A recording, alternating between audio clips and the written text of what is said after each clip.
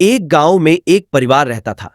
उनके घर में पति पत्नी रामधन और सुधा, उनके दो बच्चे गोविंद और मोहन तथा भूरी नाम की एक गाय थी।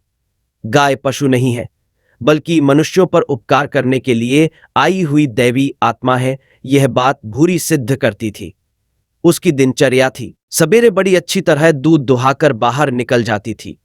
न उसे चारा पानी देना पड़ता था, न चराने के लिए भेजना पड़ता था। दिन भर पता नहीं कहाँ रहती थी, क्या खाती थी, क्या पीती थी, परिवार वाले यह न जान पाते थे। संध्या को फिर समय पर आ जाती थी और बड़े प्रेम से पूरा दूध दुहा लेती थी। रात में उसे बांधना भी नहीं पड़ता था। घर के सामने ही वो कभी बैठी रहती और कभी टहला करती। सीधी इतनी थी कि बच्चे उसका थन मुंह में भरकर माता के दूध के समान दूध पीते थे। वह चुपचाप खड़ी रहती थी।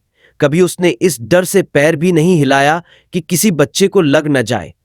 ऐसी गाय को देवी नहीं तो क्या कहे, आप ही सोचिए। रामधन पर उन दिनों एक पड़ोसी के साथ मुकद्दमेबाजी चल रही थी। पड़ोसी इस मिजाज के थे कि मौके पर पा जाते तो उस परिवार के बच्चों को भी पिटवाने से बाज न आते। इसीलिए बच्चों को बाहर निकलकर घूमने फिरने की मनाही थी।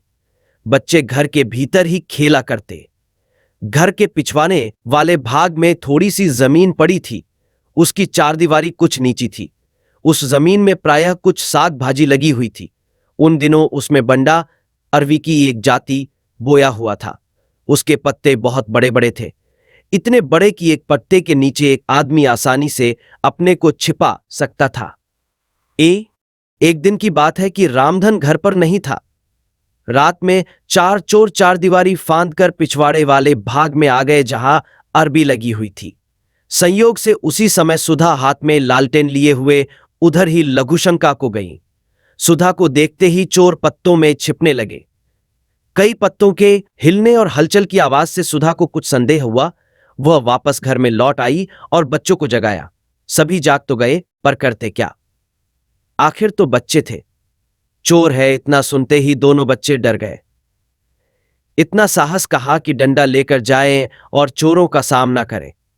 तभी गोविंद को उपाय सूझा, यदि उस समय दोनों भाई हाथ में कुछ लेकर उधर जाए और हल्ला करे तो चोर अवश्य भाग जाएंगे, क्योंकि चोर भी तो आखिर चोर ही है, उसका जी कितना। परंतु उस समय डर के मारे कुछ सूझा नहीं। गोविंद और मोहन को यही संदेह हुआ कि पिताजी घर में नहीं है। यह जानकर पड़ोसी ने ही तंग करने के लिए आदमी भेजे होंगे। सुधा ने जब गोविंद और मोहन को इस तरह डरते देखा तो उन्होंने कहा, डरो नहीं। उन्हें एक उपाय सूझा। वे बाहर गई। द्वार खोलकर देखा तो भूरी बैठी पागुर कर रही थी। उन्होंने उसे आवाज दी, भूरी, भूरी, अंदर आजा। भूरी आवाज सुनकर घर के अंदर चली आई। सुधा ने घर के सब दरवाजे खोलती हुई और उसे पुकारती हुई पिछवाड़े तक ले गई।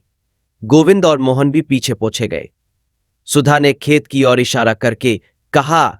सुधा कुछ आगे बढ़ी, भूरी भी आगे बढ़ने लगी। अब तो कई पत्ते जोर से हिलने लगे। भूरी सब माजरा समझ गई। वह खेत में कूद पड़ी।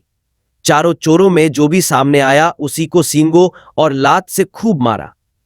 चारों चोर इधर उधर भागने लगे। भूरी उन्हें दौड़ दौड़ कर मार रही थी। चोर अब छिपे न रह सके। भूरी ढूंढ ढूंढ ढूंढ कर मार रही थी। जिसके एक लात लगती वही, अरे बाप रे, मर गए, अरे माई बचाओ, इस गाय से बचाओ, चिल्लाने लगता। चोर रो रो कर सुधा से कहने लगे, माता गाय को वापस बुला लो, हमें अपनी करनी का फल मिल गया है। अब हम कभी इस घर में न घुसेंगे। जब वे चारों चोर बहुत रोए गिड़गिड़ाए तो सुधा भी ती आखिर मां थी। उन्हें दया आ गई। उन्होंने भूरी को पुकारा। भूरी और सुधा पीछे हटकर गोविंद और मोहन के पास आ गई, किंतु क्रोध के कारण भूरी के नथुने से अभी भी जोर जोर से आवाज निकल रही थी। उस समय भूरी चंडी बनी हुई थी। बार बार सींग उछाल उछाल कर संकेत कर रही थी, जैसे सुधा से बोल रही हो, आप रोकिए मत, इन दुष्टों को मारने दीजिए। सुधा ने चोरों से कहा, तुम लोग जैसे आए हो वैसे ही जल्दी से चले जाओ और फिर कभी यहां ना आना। चारों चोर सुधा और भूरी को बार बार प्रणाम करने लगे और चारदीवारी फांदकर भाग गए।